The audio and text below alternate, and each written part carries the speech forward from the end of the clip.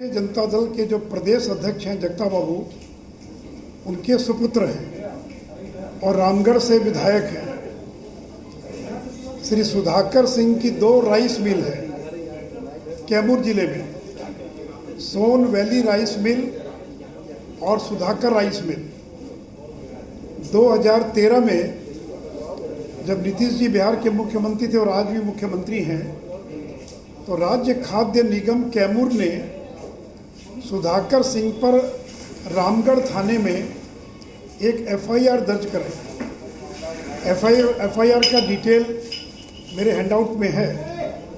इस एफआईआर में सुधाकर सिंह पर आरोप लगाया गया था कि कुल 5 करोड़ 31 लाख रुपए का गबन किया गया है। कुल 5 करोड़ 31 लाख का गबन किया गया है, जो कि राज्य सरकार की संपत्ति है। यह गबन करते हुए इनके द्वारा आपराधिक कार्य किया गया है। अतः उपयुक्त राज्य सरकार की संपत्ति को बेचकर गबन करने के आरोप में इनके विरुद्ध प्राथमिकी दर्ज करने की कृपा की जाए। यानी राज्य खाद्य निगम का जो जिला खाद्य निगम था कैमूर का, उसने रामगढ़ थाने को एक पत्र भेजा, जिसकी कॉपी भी आपको दी गई है, कि इन कारणों से इनके ऊपर एफआईआर दर्ज किया जाए। इस प्राथमिकी के आलोक में जिला सर्टिफिकेट अधिकारी द्वारा चावल के पैसे की वसूली के लिए सर्टिफिकेट केस दर्ज किया गया। मित्रों, इस मामले को सुधाकर सिंह ने पटना हाईकोर्ट में चैलेंज किया और अपनी एफआईआर को रद्द करने के लिए याचिका दाखिल की, जिसको पटना हाईकोर्ट ने 2014 में खारिज कर दिया। वर्तमान कृषि मंत्री को इस मामले में लंबे समय तक जेल में रहना पड़ा। इसके पूर्व उन्होंने एंटीसिपेटरी बेल के लिए, अग्रिम जमानत के लिए भी उन्होंने प्रयास किया, लेकिन जिला न्यायालय ने खारिज कर दिया। और बाद में जब वो हाईकोर्ट में गए बेल के लिए, तो हाईकोर्ट ने कहा कि 60 लाख रुपया जमा कीजिए, तब आपको बेल मिलेगी।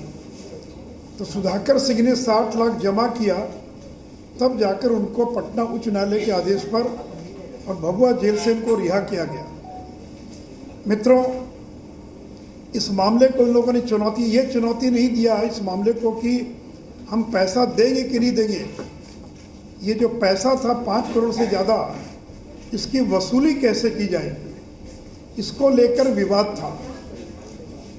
तो अभी भी सुधाकर सिंह का राज्य सरकार पर 5 करोड़ 31 लाख और अगर 12 साल का ब्याज जोड़ लें तो 12 करोड़ से ज़्यादा का बकाया है।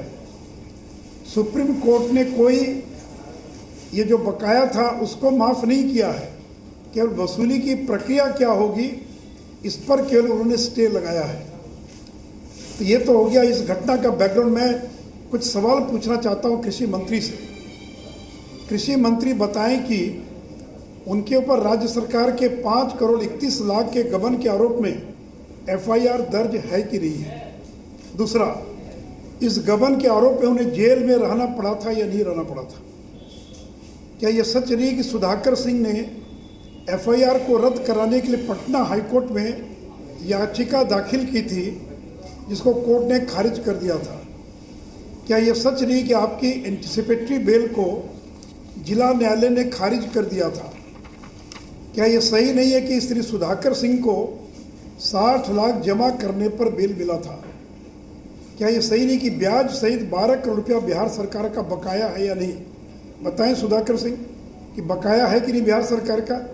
हाँ, तो अगर बिजली का बिल भी बकाया है, पानी का भी बकाया है, टेलीफोन का भी बकाया है, तो बिहार सरकार वसूली की कार्रवाई करती है। तो ब्याज सहित 12 करोड़ रुपया बिहार सरकार का बकाया है कि नहीं है। वो बताएं कि सर्वोच्च न्यायालय तक ने बकाया राशि पर कोई राहत नहीं दी है। केवल वसूली की प्रक्रिया किस कानून के तहत हो, इसको लेकर विवाद है। अब मंत्री बनते ही कृषि मंत्री ने क्या बयान दिया। मंत्री कह रहे हैं कि नीतीश सरकार की नीति गलत थी और वे उसे बदलवाएंगे। यानी 2012 से लेकर आज तक जो नीति थी बिहार सरकार की, और बिहार सरकार सुप्रीम कोर्ट तक लड़ती रही इस मामले को लेकर, तो माननीय मंत्री नीतीश कुमार को चुनौती देने कर रहे हैं कि नीतीश कुमार की नीति गलत थी चावल मिलों के संबंध में और वे उसे बदलवाएंगे। मैं केवल ये जानना चाहता हूँ कि क्या नीतीश कुमार लालू प्रसाद एवं जगदानंद सिंह के दबाव में अपनी नीति में बदलाव कर क्या सुधाकर सिंह को राहत देंगे? और मित्रों, इस पूरे मामले में सहकारिता विभाग की भी एक बहुत बड़ी भूमिका है। और वर्तमान में सहकारिता विभाग के जो मंत्री आप सब जानते हैं कि बाहुबली विधायक सुरेंद्र यादव के पास वो विभाग है। अब नीतीश जी को ये जवाब देना है कि जिस मंत्री पर राज्य सरकार का 12 करोड़ का बकाया है, क्या उसे मंत्री बनाना या मंत्री बनाए रखना उचित होगा? तो मित्रों, ये मेरे सवाल हैं बिहार के मुख्यमंत्री से, और सवाल है सुधाकर सिंह जो जगता बाबू के बेटे हैं। राष्ट्रीय अध्यक्ष ने अपने दोनों बेटों को मंत्री बनवा लिया और प्रदेश अध्यक्ष ने अपने तीसरे बेटे को मंत्री बनवा लिया। मित्रों, एक और कागज है इससे डॉक्यूमेंट के साथ, ये राज्य खाद्य निगम कैमूर भभुआ, और जो उन्होंने थानाध्यक्ष रामगढ़ जिला कैमूर को लिखा है, मैं उसके केवल ऑपरेटिव पार्ट को पढ़ देता हूँ, आपको भी मिला हुआ है। 2 अलग अलग FIR हुआ, ये मैं एक FIR पढ़ रहा हूँ। इस प्रकार श्री सुधाकर सिंह द्वारा राज्य सरकार की संपत्ति जिसका मूल्य 6,69,52,134 रुपया गबन कर लिया गया है। एक दूसरा और है जिसके अंदर वो कह रहे हैं कि ये दूसरी मिल का मामला जिसमें 4,61,00,000, मैंने दोनों को जोड़कर 5,31,00,000 आपको बताया है। अतः अनुरोध है कि श्री सुधाकर सिंह मैसर सुधाकर राइस मिल के द्वारा कुल इतना चावल भारतीय खाद्य निगम द्वारा निर्धारित मूल्य के दर से कुल इतना करोड़ रुपए का इनके द्वारा गबन किया गया है, जो राज्य सरकार की संपत्ति है का गबन करते हुए इनके द्वारा आपराधिक कार्य किया गया है। अतः उपयुक्त राज्य सरकार की संपत्ति को इनके द्वारा बेचकर गबन करने के आरोप में इनके विरुद्ध प्राथमिकी दर्ज करने की कृपा की जाए।